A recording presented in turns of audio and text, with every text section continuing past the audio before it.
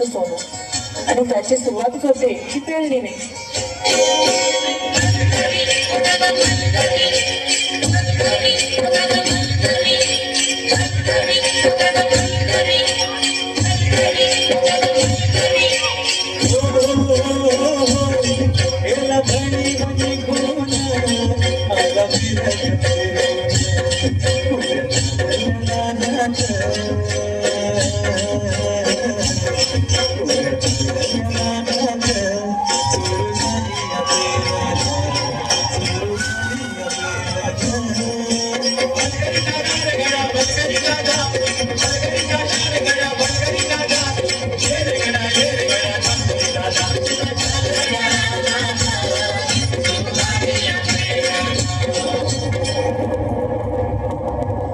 अवकाळी आलेल्या पावसानं शेतकऱ्यांचं मोठं नुकसान झालं.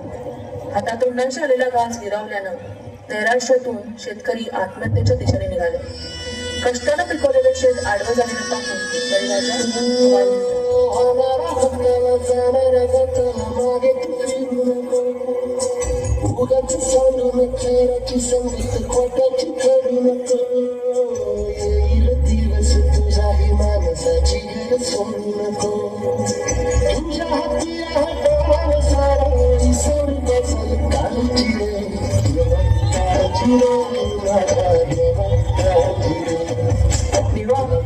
बळीराजा परीक्षा घेतो.